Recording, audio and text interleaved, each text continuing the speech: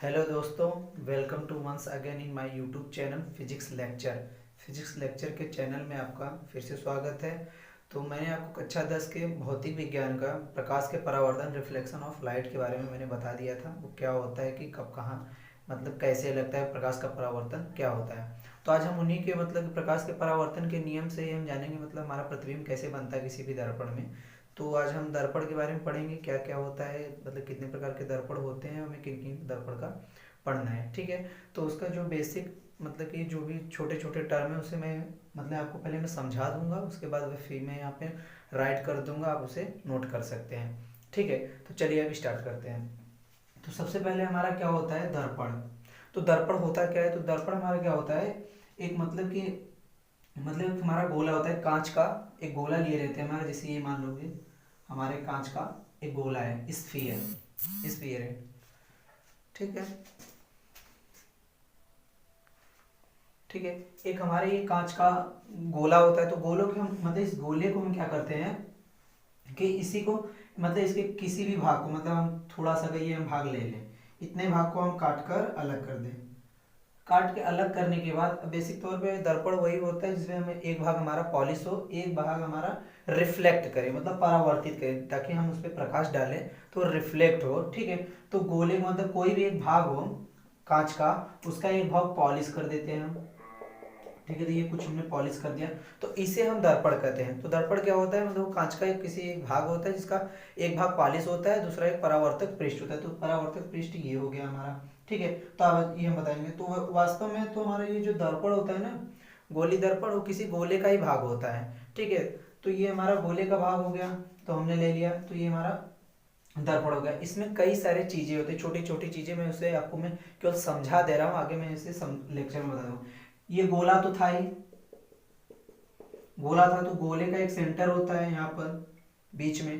तो ये गोला है, इसी सेंटर को हम इसका नाम हमने गोली दर्पण रख दिया। तो गोली दर्पण रखने के कारण इसका हमने नाम क्या रख दिया, वक्रता केंद्र। इसी के इस गोले के एक केंद्र का नाम हमने क्या रख दिया, वक्रता केंद्र। ठीक है। एक होता है हमारे जो भी हम ये दर्पण बनाए रहते हैं, दर्पण के एकदम मध्य बिंदु को, ये दर्पण यहाँ से यहाँ तक होगा, तो इसके एकदम बीचों बीच बिंदु को हम क्या कहते हैं, ध्रुव कहते हैं। ठीक है। ये हमारा ध्रुव हो जाएगा, ये हमारा वक्रता केंद्र हो जाएगा। ठीक है। और इसी भाग को अगर ये हमारा गोला होता, अगर हम केंद्र से किसी भी रेखा को अगर मिला दें उसके सतह तक, सतह का इसके किसी भी बिंदु पर परिधि तक अगर लेकर जाते हैं, तो हमारा क्या कहलाता है, त्रिज्या। तो बेसिक तौर पे इसी का नाम हमने, ये तो अगर गोला होता तो उसका त्रिज्या कहलाता, लेकिन ये हमारा गोली पृष्ठ है दर्पण के लिए, तो इसे हम क्या बोलेंगे, वक्रता त्रिज्या। तो ये हमारा वक्रता त्रिज्या होगा। और इसी वक्रता त्रिज्या जिसे हम कैपिटल सी से प्रदर्शित करते हैं, और जो हमारा इसी के एकदम बीच होगा, वक्रता केंद्र और ध्रुव के बीच का जो भाग होगा, उसे हम क्या बोलते हैं, फोकस। ठीक है। तो ये होता है हमारा फोकस। तो बेसिक तौर पे मैंने सारी चीजें बता दी हैं। तो ये क्या होता है, हमारा ये जो दर्पण होता है, गोली एक दर्पण होता है जो किसी एक गोले का ही भाग होता है, जो जिसे हम काट कर निकाल देते हैं, ये गोले का भाग होता है, जिसका एक भाग पॉलिश होता है और दूसरा भाग हमारा रिफ्लेक्ट करता है, ताकि प्रकाश उस पर पड़े तो वो रिफ्लेक्ट करे। ठीक है। और दूसरा ये क्या होता है, इस गोले का एक केंद्र होगा, तो जिसका केंद्र ये गोली दर्पण होने के कारण उस केंद्र का नाम हमने वक्रता केंद्र रख दिया। और इस दर्पण का एक मध्य बिंदु होगा, यहाँ से अगर हम एक इंची टेप से अगर मापे यहाँ पर, ठीक है, तो इनका मध्य भाग जो आता है उसे हम ध्रुव बोलते हैं। ये हमारा ध्रुव हो गया। अब अगर ये गोला होता तो इसके केंद्र से इस ध्रुव को अगर रेखा को मिला दिया जाता है, तो त्रिज्या होता है। जैसे मैं यहाँ पे बना दूं, अगर ये हमारा एक गोला है, ठीक है, वृत्ति मान लेते हैं, क्योंकि अगर वृत्त हमारा 2D होता है, 2 डायमेंशन का होता है, अगर इसे हम घुमा देंगे तो हमारा 3D बन जाएगा। तो ये जो हमारा ये केंद्र होता है इस गोले का, अगर ये हम ऐसे बना ले, कुछ ऐसे बना ले, ये बना ले, ये बना ले, तो ये हमारा त्रिज्या आ रही, तो कहलाता है रेडियस। ठीक है। तो यहाँ पे ये गोली दर्पण होने के कारण इस त्रिज्या को हम क्या कह देंगे, ठीक है, वक्रता त्रिज्या। और इसी वक्रता त्रिज्या वक्रता केंद्र और फोकस ध्रुव के बीच की जो मध्य बिंदु होता है उसे हम फोकस कहते हैं, फोकस। ठीक है। ये फोकस हमारा यहाँ पर स्थित होता है। ठीक है। और मैं अब आगे मैं नोट कर दे रहा हूँ, आप सारी चीजें लिख लीजिए। ठीक।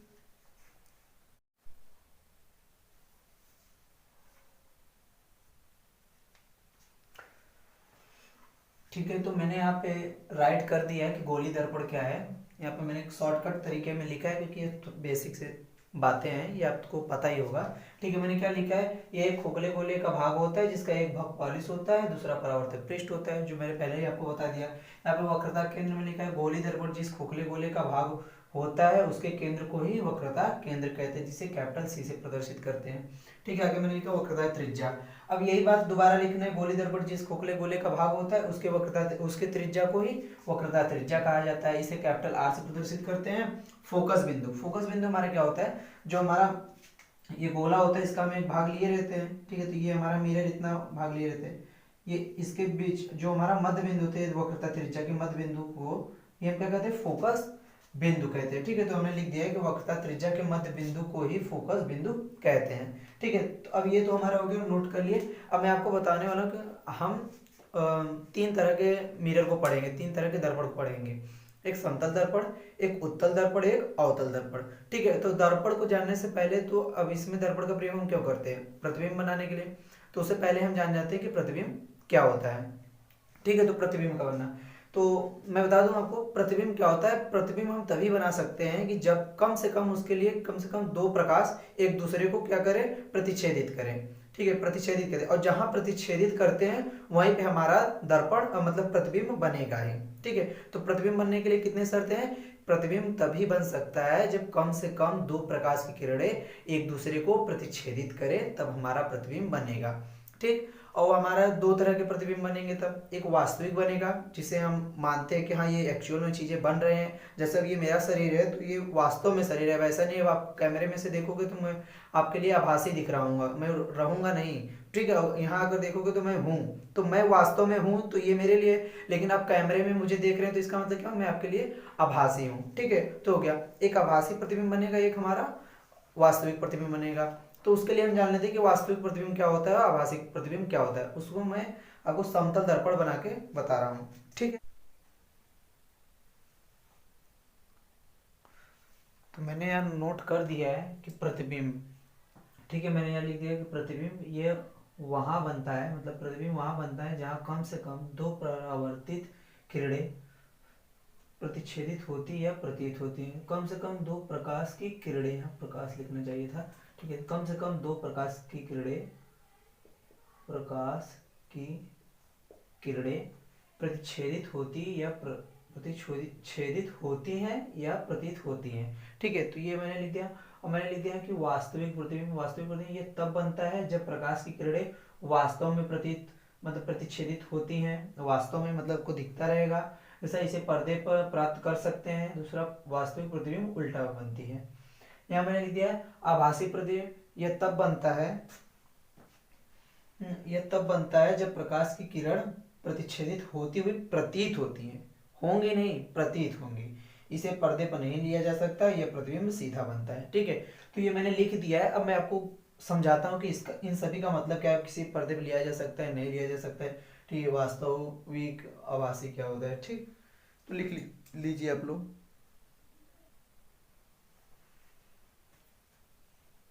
तो मैं एक समतल दर्पण पहले बनाता हूँ, आप समतल दर्पण से देख लीजिए, फिर मैं आगे आपको उत्तल दर्पण और अवतल दर्पण के बारे में बताता हूँ। ठीक है, एक हमने जैसे लिया है ये, एक हमने ये समतल दर्पण लिया है, मान लेते हैं ये समतल दर्पण है। ठीक, ठीक है, थोड़ा थोड़ा कैमरा तिरछे पे है तो ये उल्टा हो गया होगा। ठीक है, ये हो गया। अब हम क्या लेते हैं, ये एक हम वस्तु ले लेते हैं कि समतल दर्पण के सामने एक वस्तु हम रख देते हैं। ठीक है, हमने वस्तु रख दिया। तो अभी हमने पढ़ा है कि प्रतिबिंब तभी बन सकता है कम से कम दो प्रकाश की किरणें मतलब प्रतिच्छेदित हों, होती हुई प्रतीत हों। तो हमने एक यहाँ पे लिया है। अब इसे हम क्या करते हैं, इसके एक शीर्ष भाग से, इसके ऊपर भाग से एक प्रकाश को हम गुजारते हैं, एक हमने यहाँ पे गुजारा। ठीक है, एक हम क्या करते हैं कि इसके सेंटर पे मतलब समतल दर्पण के मध्य बिंदु पे गुजारेंगे, तो ये रिफ्लेक्ट होकर ऐसे चला जाएगा, ये आ गया।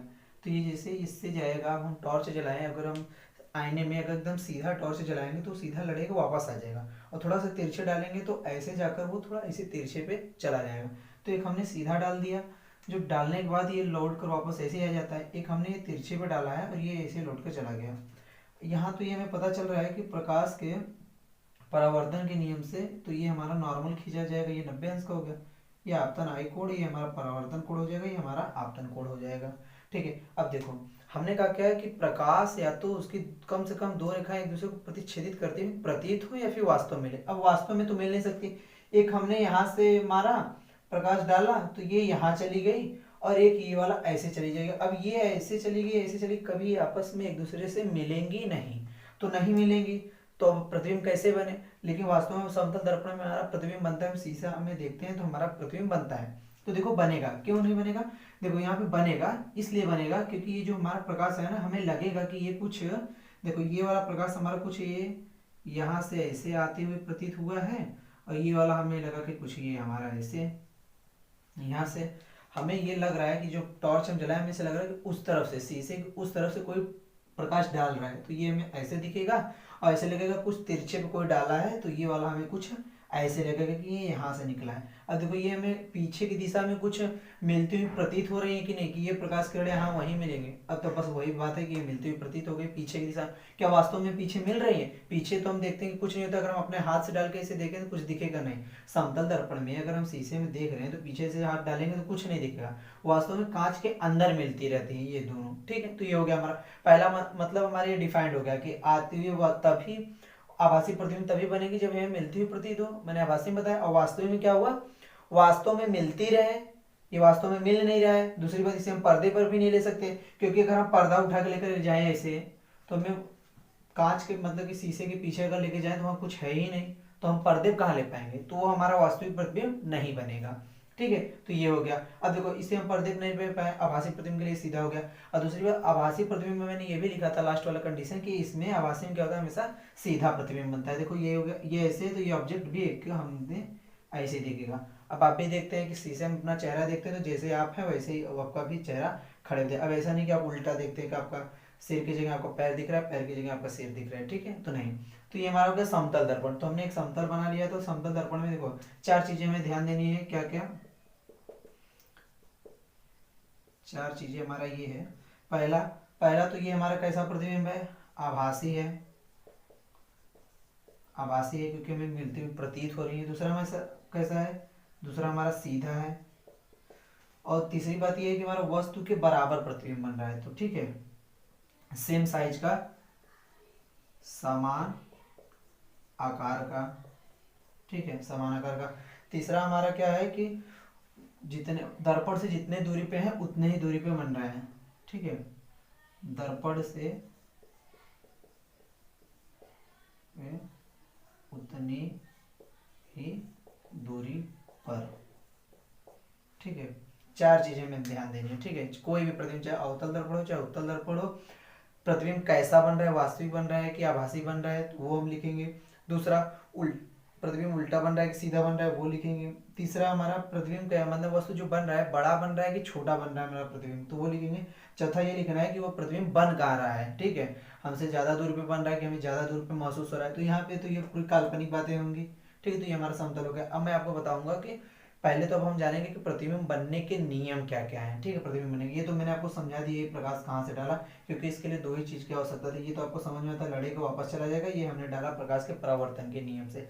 ठीक है, तो प्रतिबिंब बनने के नियम, तीनों नियम है यहाँ पे समझा दूंगा, फिर उसके बाद मैं यहाँ बोर्ड पे लिख दूंगा, आप नोट कर लेना। पहले तो अवतल दर्पण और उत्तल दर्पण को जान लो क्या होता है। अवतल दर्पण देखो ये हमारा है एक, कोई भी दर्पण वो कांच के एक गोले का भाग ही होता है। ठीक है, अब उस भाग को या तो हम बाहर पॉलिश कर ले चाहे अंदर पॉलिश कर ले, एक ही बात होता है। ठीक है, एक हमने ये लिया है, एक ये हमारा दर्पण हो गया। ठीक है, एक ये हो गया, एक ये हम मान लेते हैं कुछ।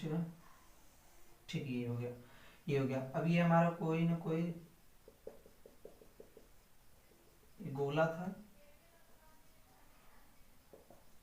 ठीक है, ये इसका सेंटर हो गया, ये इसका सेंटर हो गया।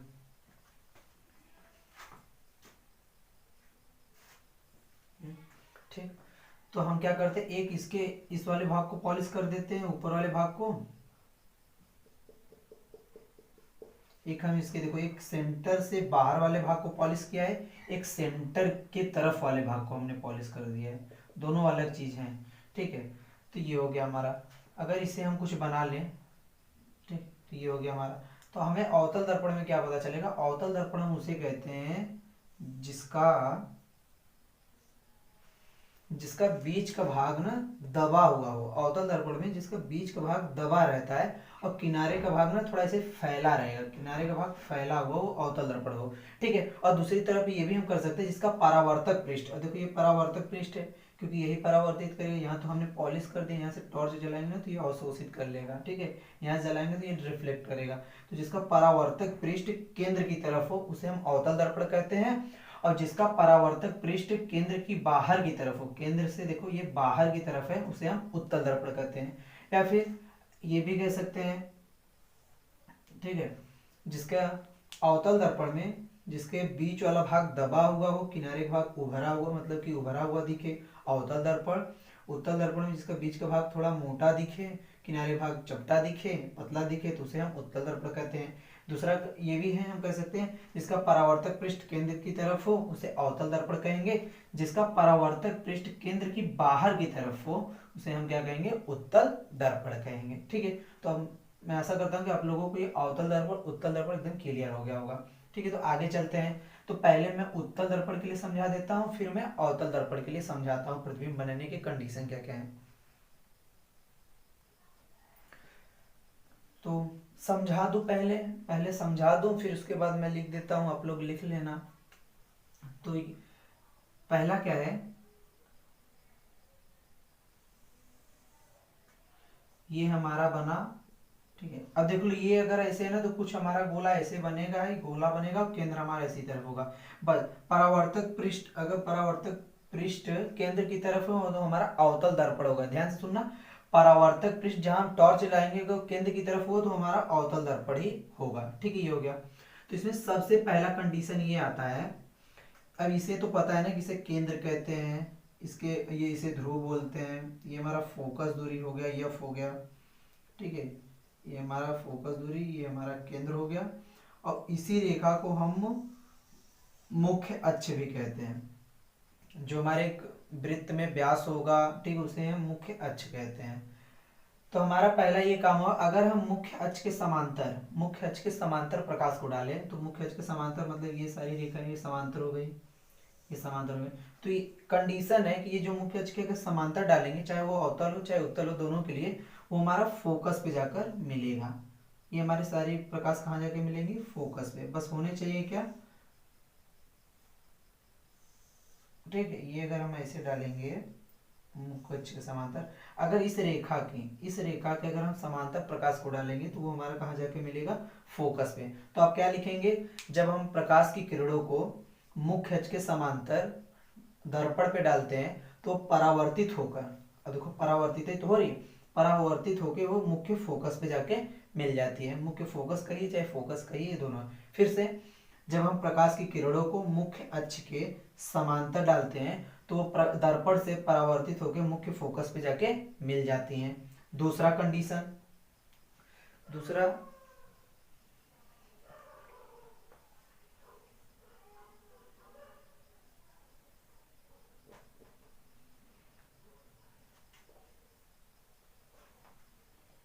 दूसरा जस्ट इसी के उल्टा है। दूसरा ये है कि हम क्या करें, अभी तो हमने मुख्य अक्ष के समांतर डाला, मुख्य फोकस पे मिला, अब एक काम करते हैं कि हम ऐसा टॉर्च को जलाएं, मतलब प्रकाश डालें ताकि ये मुख्य फोकस से होकर इस दर्पण पे जाए। तो एक हमने ये प्रकाश डाला, ठीक है। अब ये डालेंगे, ठीक है। अब ये जब हम मुख्य फोकस पे प्रकाश डालते हैं ना तो दर्पण से परावर्तित होकर इस मुख्य अक्ष के समांतर हो जाती है। क्या हो जाती है, मुख्य अक्ष के समांतर हो जाती है, ठीक है। अब चाहे जैसे डाल लीजिए, ऐसे भी डाल सकते हैं आप, ऐसे डालेंगे तो ये मुख्य अक्ष के समांतर हो जाएगी प्रकाश, ये आप कुछ ऐसे दिखा सकते हैं।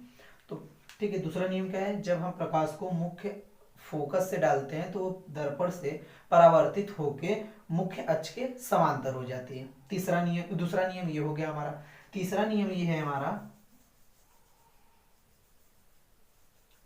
ठीक है। तीसरा नियम ये है हमारा कि अगर हम इसे वक्रता केंद्र से ही डालें, हम प्रकाश को ऐसे डालें कि वक्रता केंद्र से डालेंगे ना तो ये वक्रता केंद्र से ही होकर लड़कर चली जाएगी वापस।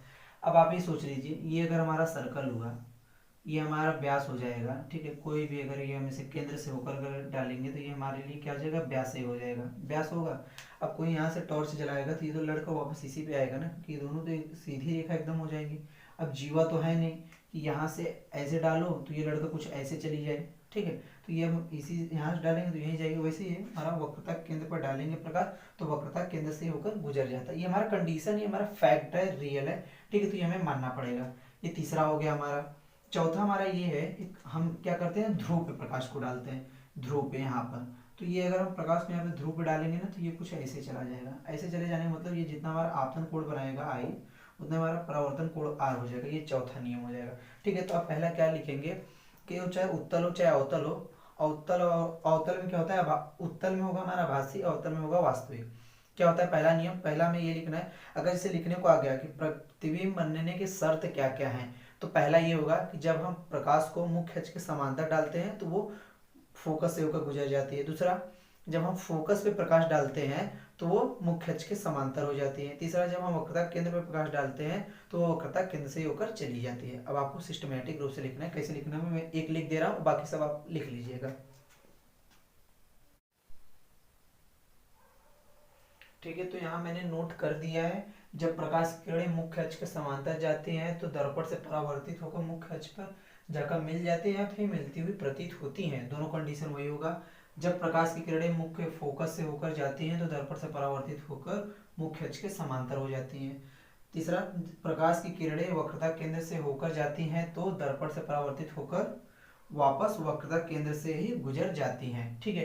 तो ये देखिए दर्पण के लिए मतलब कि प्रूफ किया गया है, कई बार मतलब एक्सपेरिमेंट करके ये बातें लिखी गई हैं, तो ये सत्य है। देखो इसकी जरूरत इसलिए हमें पड़ेगा क्योंकि हमें पता है प्रतिबिंब तभी बनेगा कि कम से कम दो प्रकाश की किरणें गुजारना होगा। तो एक काम करेंगे, हम एक बार मुख्य अक्ष के समांतर गुजारेंगे कोई वस्तु को रखकर, और एक वक्रता केंद्र से गुजारेंगे। चाहे आप यहाँ से वक्रता केंद्र से गुजार लीजिए, फोकस से गुजार लीजिए, चाहे उसके मुख्य अक्ष के समांतर, तीनों कंडीशन का प्रयोग करके हम प्रतिबिंब को निकालना सीखेंगे। तो चलिए ठीक है, आज के लिए बस इतना ही रखते हैं और बाकी हम बाद में देखते हैं कि अवतल दर्पण उत्तल दर्पण में प्रतिबिंब का बनना।